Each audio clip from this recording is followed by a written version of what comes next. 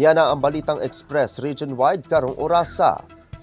Kanhi Mayor sa Dakbayan sa Cotabato nga si Frances Cynthia Giani nagpatinaw sa kahulugan sa MILF-led sa Bangsamoro Transition Authority Parliament.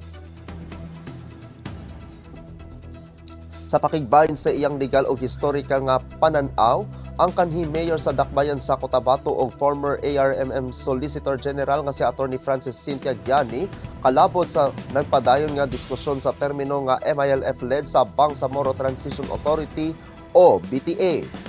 Sa iyahang Facebook post, gipahayag ni Attorney Giani nga ang issue dili lang kasimple nga listahan sa mga ngalan, kundi usa ka butang nga nagagamot sa kasabutan sa kalinaw ug sa istruktura sa Bangsamoro Autonomous Region in Muslim Mindanao o BARM. Sumala kaniya, ang BTA dili ikonsiderar nga ordinaryong ahensya sa gobyerno kundi usa ka peace building mechanism nga bunga sa Comprehensive Agreement on the Bangsamoro o CAB. Ipasabot ni Attorney Giani nga base sa Republic Act No. 11054 o Bangsamoro Organic Law or BOL, klaro nga ang BTA MILF-led nga nagpasabot sa organizational control o dili lang simbolikong pagtawag.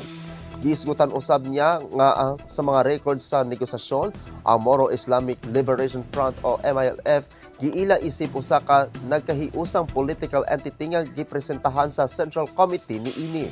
Sumala pa kaniya ang doktrina sa unique political entity nga giila sa Supreme Court of the Philippines sa 2024 Sulu case. Nagpamatuod nga ang BARM adunay espesyal nga kahimtang ug dili ikumpara sa ordinaryong local government unit.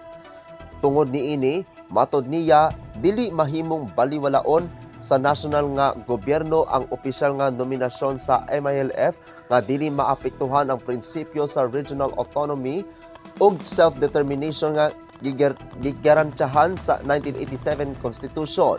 Giisgutan usab ni Giani ang probisyon sa Bangsamoro Civil Service Code nga nagtinahanglan og certification gikan sa chairman sa Central Committee alang sa mga miyembro sa MILF ug Moro National Liberation Front kon MNLF nga gustong mosulod sa serbisyo sa gobyerno. Sumala kaniya, kung ginahanglan ang maong certification sa civil service, mas labi kini ka importante sa pagtudlo sa mga miyembro sa BTA Parliament. Giit ni Giani nga tinuod nga diwa sa BOL isip legal translation sa CAB nagkinahanglan og pagtahod sa kasabutan tali sa duha ka partido, ang gobyerno ug ang MILF isip magkauban sa peace process.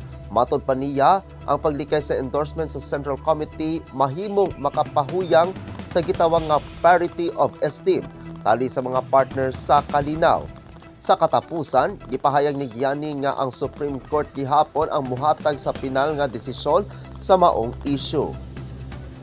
Bisan usa pa ang mahimong desisyon, matod niya importante nga mapadayag ang kamatuoran ug mapadayon ang integridad sa mga saad nga anaa sa kasabutan sa kalinaw.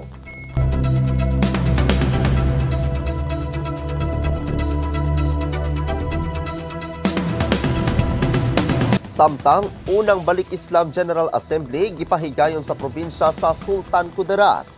Usa ka makasaysay nga panagtigom sa panaghiusa og panalig-on sa pagtuo ang malampusong gipahigayon sa unang Balik Islam General Assembly sa probinsya sa Sultan Kudarat.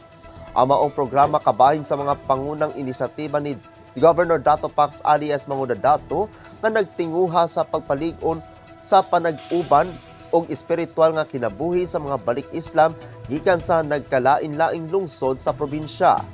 Ipanguluhan og giorganisa sa Sultan Kudarat Office of Muslim Affairs o ESCOMA ang maong panagtigom nga nagsilbing higayon aron magpalig-on sa panaghiusa sa mga partisipante, mapalalom ang ilang kahibalo og pasabot sa Islam ug maandam ang ilang kaugalingon alang sa pag-abot sa balaang bulan sa Ramadan. Sumala sa Kapitolyo sa probinsya, padayon nilang mipalambo ang mga programa nga nagpalig-on sa panaghiusa, kalinaw ug lig-on sa pagtuo sa tibuok Sultan Kudarat. Magkahiusa sa dalan sa pagtuo, panaghiusa ug kalinaw.